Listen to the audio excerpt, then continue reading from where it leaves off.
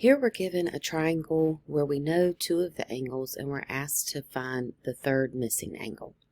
So what we're going to use is the fact that all of the angles in the triangle sum to 180 degrees. And if I know two parts of this, or two of these angles, I can subtract those two knowns to find the missing piece. So that's the overall technique.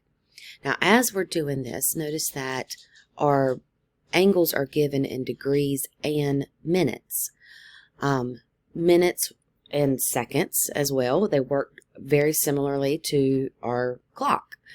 So there are 60 minutes in 1 degree, and there are 60 seconds in 1 minute. So these are just more precise ways to measure an angle than just a degree in a decimal form. Okay, so that's kind of the overall. But again, we're going to take 180 degrees, what we know is true for the sum of all three angles. We're going to subtract the two angles that we have, that were given,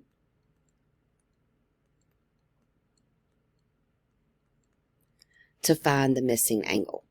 So performing this operation will get that done.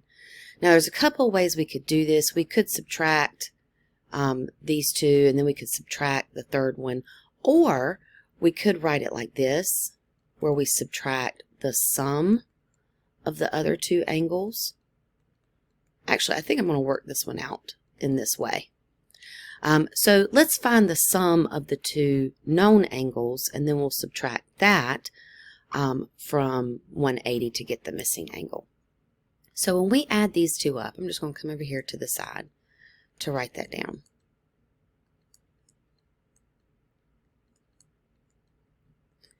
I could go ahead and add up the degrees. That's going to be 124 degrees. I could add up the minutes, and that's going to be 72 minutes. But we don't talk about minutes as like 72 minutes. Even when we're talking in terms of time, we go ahead and re-express that as, if we're saying in time, 1 hour and 12 minutes. And that's the same thing in degrees, or very similar in degrees. This is the same as adding 1 degree and 12 minutes. So we get a total of 125 degrees and 12 minutes.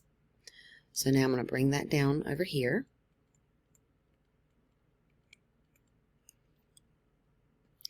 And then think of this subtraction. Again, think back to the clock. That's probably the easiest way to think of this measurement of minutes.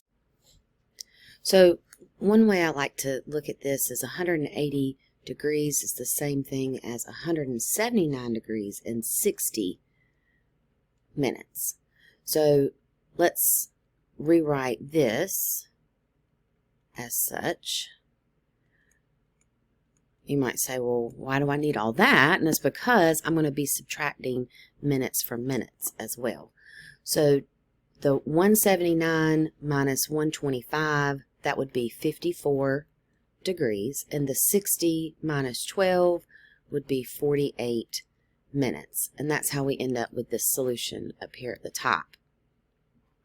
Now there is another way I want to show really quick, and that's in the calculator.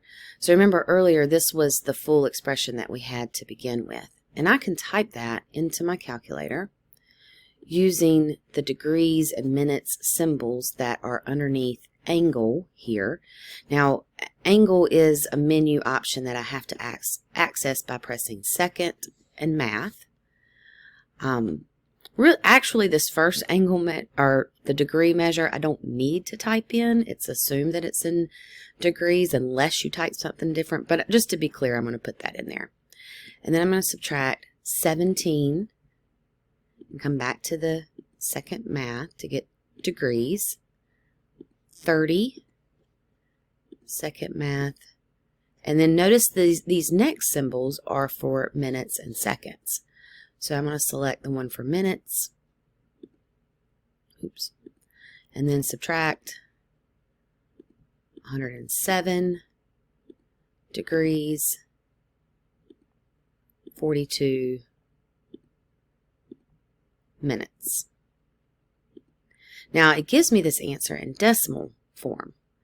But then notice that in the solution, you're asked to type this in degree-minute form or degree-minute-second form. Well, there's a quick way to do that in your calculator as well. If you come back to Second Math and scroll all the way down this menu, the last option here converts your decimal answers into degree-minute-second answers. And press enter, and now we have the degrees, the minutes, and the seconds, and notice how that matches what we did by hand.